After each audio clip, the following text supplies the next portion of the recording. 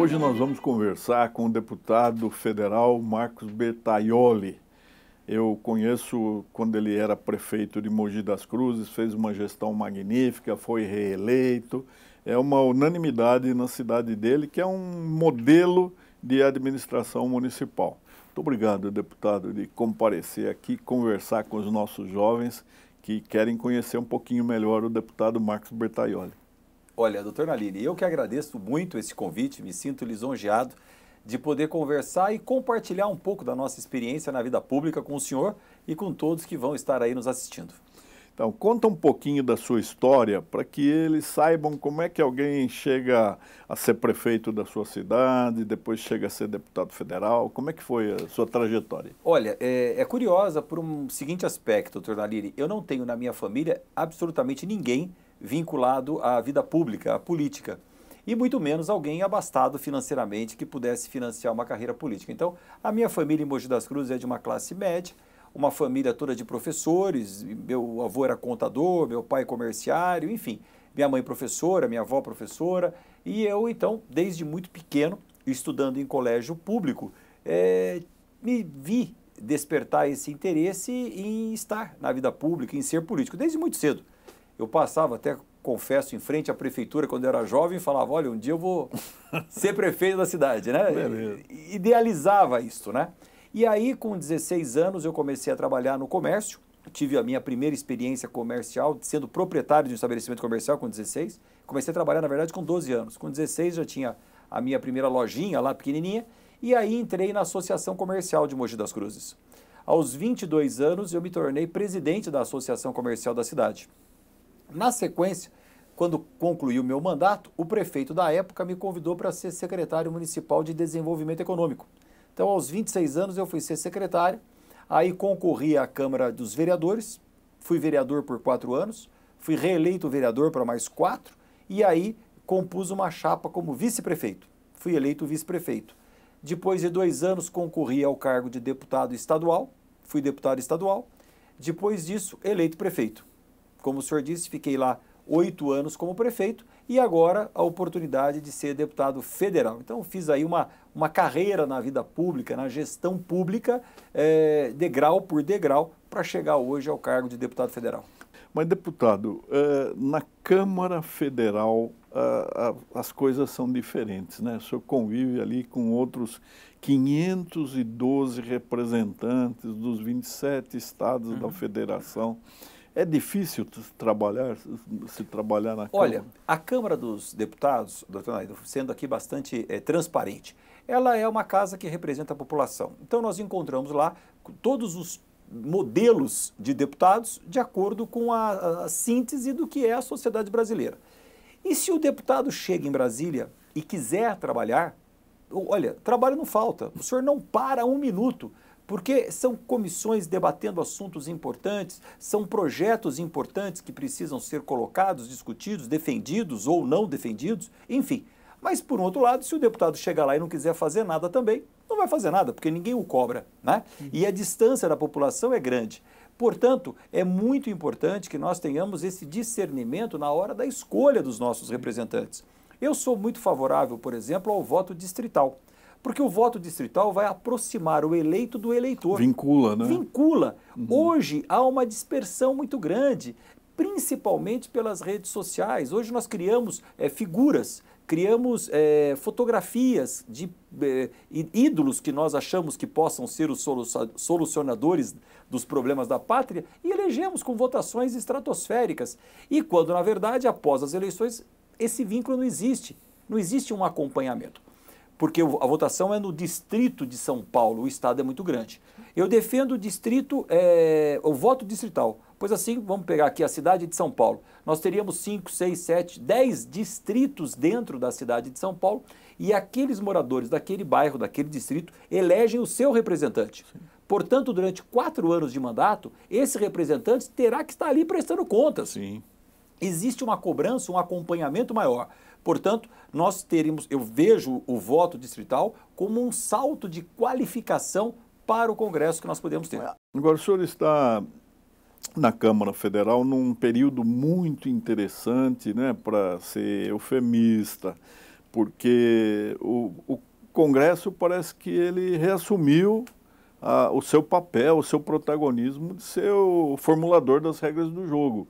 Quem acreditava que nós aprovaríamos uma reforma previdenciária e agora esses 3 grandes projetos ali que dariam uma outra fisionomia para o Brasil. Como é que está lá a situação, a perspectiva de se caminhar nessa agenda? Sim. 2 aspectos aí, doutor Narido. O primeiro é a satisfação de estar no Congresso num momento tão ativo quanto este.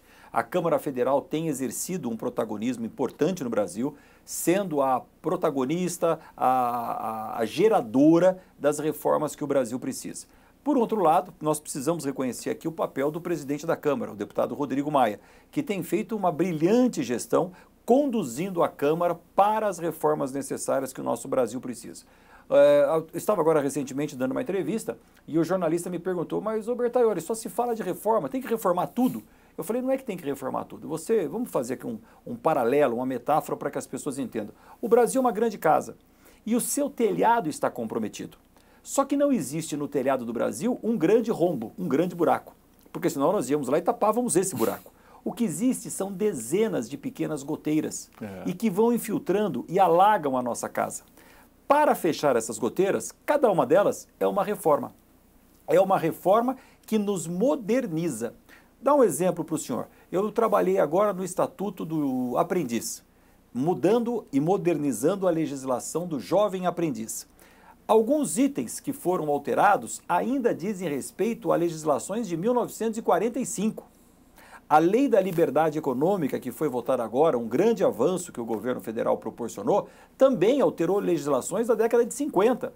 Então vejam o quanto nós precisamos reformar. Reformar significa atualizar a nossa legislação para dar condições de competitividade com o mundo, num ambiente mundial que nós vivemos. Nós não somos uma ilha isolada do mundo. Então nós precisamos ter uma legislação que estabeleça confiança, que estabeleça motivação para que os investimentos ocorram no Brasil. Então, a Arisp, que é a mantenedora da Uniregistral, essa universidade corporativa, a cujo veículo de comunicação Vossa Excelência está dando aí um brilhante depoimento, a Arisp está muito empenhada em melhorar a posição do Brasil no ranking do Doing Business, né? Sim. O Brasil perdeu 15 colocações, embora tenha melhorado alguns índices, mas é que os outros países, eles caminham muito mais rápido, eles aceleraram ainda mais as suas reformas, né? E isso é importante para que nós possamos mostrar que esta imensa nação, né, quase continental, tem todos os ingredientes para chamar capital estrangeiro, né? Exatamente. O Banco Mundial faz essa avaliação periodicamente, exatamente para fornecer aos grandes investidores, aos grandes conglomerados mundiais, o painel, a posição de cada país. O Brasil caiu algumas posições nesse último relatório, mas não significa que nós não tenhamos avançado em alguns segmentos. Por exemplo, a abertura de empresas no Brasil foi um avanço que nós obtivemos. Tímido ainda, mas foi um avanço. O que significa não é que o Brasil não tenha feito, é que os outros países competidores do Brasil foram mais competentes do que nós e aceleraram os seus processos. E que processos são esses? Processos que estabeleçam previsibilidade no setor empresarial, aonde os grandes conglomerados irão investir, que estabeleçam segurança jurídica. As pessoas precisam investir e sabendo aonde vão chegar e qual é a regra do jogo. E um ambiente perverso do Brasil é o sistema fiscal, sistema tributário brasileiro. Esse é uma verdadeira lambança, doutor Nalini. Se para nós que vivemos aqui é difícil compreender a regra do jogo tributário, imagina para uma empresa japonesa quando chegar aqui e entender que cada um dos nossos 27 estados, incluindo aí o Distrito Federal, tem um regime de ICMS diferenciado. Imagina que entre esses estados federados existe compensações de ICMS. O senhor imagina que o Simples, que é o sistema simplificado de arrecadação de impostos utilizado pelas micro e pequenas empresas, erroneamente é contabilizado pelo Fisco Nacional como uma cessão tributária, como um benefício tributário, que pode cair a qualquer momento. Então veja que a insegurança é gigantesca. Então nós precisamos modernizar, não é abaixar ou diminuir a carga tributária, eu não estou nem chegando nesse ponto. Eu estou chegando simplesmente no ponto, precisamos facilitar o mecanismo pelo qual nós pagamos os nossos impostos, que hoje é muito complexo. Então esse ambiente de insegurança, de dificuldade, de complexidade é que nós perdemos para países que estão mais simples. Nós temos uma experiência boa e que Vossa Excelência conhece, que é o regime das serventias extrajudiciais. Em 88, o Estado passou a considerar os antigos cartórios delegações extrajudiciais. Então, entrega para uma pessoa física que é concursada pelo Poder Judiciário, que faz exames muito rigorosos. Os exames, eu presidi concursos, são mais difíceis do que para ser juiz, né? Entrega para esse concursado uma delegação de registro civil das pessoas naturais, de tabelionato de notas e de protestos, registro de imóveis, que é aqui a nossa casa, registro de títulos, documentos, e não coloca um centavo na atividade. Graças a essa iniciativa privada, nós conseguimos uma Arispe que tem hoje uma irradiação no Brasil inteiro, colabora com as operações que apuram a corrupção, desvio de bens. Então, é um fator muito interessante. Isso está funcionando no Brasil. Se esse modelo tivesse sido adotado, por exemplo, para educação, saúde até que em algum aspecto seguiu o modelo. Mas eu não acho que isso é um bom exemplo para mostrar que a iniciativa privada, fiscalizada pelo Estado, ela pode produzir mais do que se o Estado estivesse diretamente exercendo essa gestão? Sem dúvida nenhuma. A iniciativa privada ou a delegação privada por parte do Estado faz com que se exista uma competitividade, porque os parâmetros, por exemplo, estão estabelecidos. Quer dizer, um cartório de registro de imóveis não tem como funcionar muito diferente do que a média de todos os outros que estejam funcionando no Estado. E do Estado de São Paulo. E o governo faz essa análise comparativa para poder entender o que funciona e o que não funciona. E faz a regulação desse mercado, no caso, cartórios de registro de imóveis. Portanto, eu entendo que o Estado não consiga executar as funções ou acaba sendo aparelhado em função de determinado partido político que esteja no comando do governo. Não é o A ou o B, acaba sendo feito. Então nós precisamos aparelhar de competências e não de partidos políticos. Até porque o Estado é maior do que tudo isso, né, doutor Nalini? Então eu sou amplamente favorável, liberal no aspecto de que nós tenhamos uma maior participação das pessoas privadas na gestão do nosso país. Sempre resguardando a tutela do Estado, sempre resguardando aquilo que seja estratégico para o desenvolvimento de um país, enfim. Mas é muito importante. Vamos pegar um exemplo recente. O Ministério das Comunicações lançou o primeiro satélite geoestacionário 100% brasileiro. Uma conquista e investimento de bilhões de reais no Brasil. O satélite está lá, tem um prazo de vida útil. Dentro do satélite existe um escopo de administração.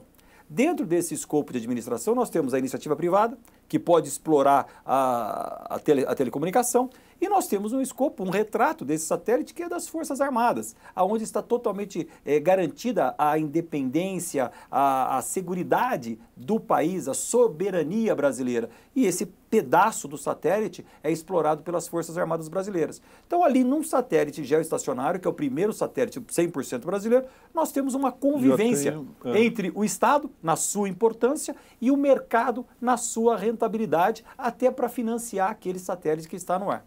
Então, Vossa Excelência, que é uma mente lúcida e um patriota, né, tem que fazer com que a Câmara Federal se convença e convença o governo de que é muito mais vantajoso para o Brasil cobrar pela preservação, fazer com que os países que maltrataram os seus recursos, né? Porque era uma fase em que a cultura nós não tínhamos essa consciência ambiental, que eles remunerem a preservação. É mais vantajoso para o Brasil ser um lugar que recebe esse aporte da comunidade planetária para preservar o que tem, porque é aquilo também que vai assegurar o nosso futuro. Nós não vamos, talvez, competir mais com a indústria 5.0, porque nós perdemos o gap da nossa atualização, mas nós podemos explorar turismo, podemos explorar tudo aquilo que nós estamos falando, as nossas tradições, a nossa cultura, fazer com que o Brasil seja um lugar aprazível para os chineses virem aqui, aos milhões, gastar dinheiro. Exatamente, né? o inverso do que está sendo feito. Sim. Se nós colocarmos para o mundo que o maior patrimônio do Brasil é o seu meio ambiente e o seu respeito ao meio ambiente, nós podemos exatamente cobrar do mundo por isso. Seja atraindo o turismo, como o senhor disse, ou seja colocando nas prateleiras do mundo os nossos produtos, dizendo, olha, você prefere comprar um produto de um país que não respeitou o meio ambiente? Sim. E aí nós invertemos a lógica. Claro. O que que é difícil colocar na cabeça do... Olha, o que eu fico triste nesse momento, doutora Aline, confesso aqui, é que os assuntos tão importantes como esse são muito banalizados, como a própria política no Brasil hoje. Nós estamos aí numa dicotomia entre esquerda e direita, e que se você não concorda com algo da direita, significa que você é da esquerda. Se você não concorda com algo da esquerda, significa que você é da direita. Não, eu não sou nem de esquerda nem de direita. O que falta no Brasil hoje, seja no meio ambiente, seja no aspecto político, é equilíbrio. Nós precisamos buscar o equilíbrio brasileiro que vai nos devolver a rota do crescimento, que vai nos colocar novamente no caminho do desenvolvimento com sustentabilidade. Não há espaço mais para que as pessoas banalizem tratamentos como no meio ambiente a qualquer preço. Nós precisamos, e eu acho que esse é o grande desafio de todos nós, doutora Aline, é buscarmos o equilíbrio nas relações que o Brasil esteja discutindo hoje, seja em qualquer área, mas buscarmos o equilíbrio. Muito bom. Deputado Marcos Bertaioli, foi uma alegria conversar com Vossa Excelência. Conte com a Arisp, que a Arisp não tem só a Uniregistral, Universidade Corporativa, mas ela é uma associação que congrega outros 20 estados da federação. A nossa liderança jovem aí, doutor Flaviano Galhardo, está muito empenhado em melhorar o ranking do Brasil no Doing Business, né? E para isso há um corpo de jovens muito antenados com a informática, com eletrônica, cibernética, todos esses assuntos da quarta revolução industrial. Então, quando precisar de algo que a Arisp possa subsidiar no seu trabalho, né? Eu sei da sua liderança, da sua capacidade de empolgar os colegas ali e de empunhar bandeiras que sejam aquelas as quais o Brasil necessita para deslanchar. Eu gostaria que Vossa Excelência deixasse um recado para esses jovens que devem ter gostado muito da conversa e que estão aí querendo um conselho. Quais os desafios para o jovem no século XXI? Olha, primeiro, muito obrigado por a oportunidade de estar aqui com o senhor. Fico extremamente lisonjeado de estar aqui na sede dos registros de imóveis do Estado de São Paulo. Obrigado pela oportunidade de expor aqui as minhas ideias e os nossos pensamentos, ao mesmo tempo que me coloco à disposição para que nós possamos estar muito atentos a tudo que está acontecendo. E hoje, mesmo eu aos 51 anos, o senhor aos 50 anos e outros, nós temos uma regra básica de convivência com o mundo hoje, doutora Aline, que é aprender a aprender o tempo todo. Então, hoje os jovens que estão nos ouvindo precisam saber que uma criança de 10 anos de idade, hoje, já teve mais acesso ao conhecimento do que um imperador romano teve durante a sua vida inteira. O meu xará, Marco Aurélio, quando foi imperador, não teve tanto conhecimento, não teve tantas informações como uma criança de 10 anos tem hoje. Então, hoje nós vivemos num mundo que possui uma velocidade de transformação e de acesso a novas tecnologias gigantesco. O que nós podemos fazer para nos salvar nessa velocidade, nessa selva gigantesca, é estarmos atentos e aprendendo o tempo todo. Os jovens de hoje vão começar a faculdade aos 18 e vão terminar aos 90, porque nós precisamos estar nos atualizando o tempo todo. Então, que sejamos no meio desse emaranhado de trabalho, que nós possamos buscar o equilíbrio e que isso nos traga a felicidade que todos nós merecemos para estarmos aqui juntos. Muito obrigado e estou sempre à disposição.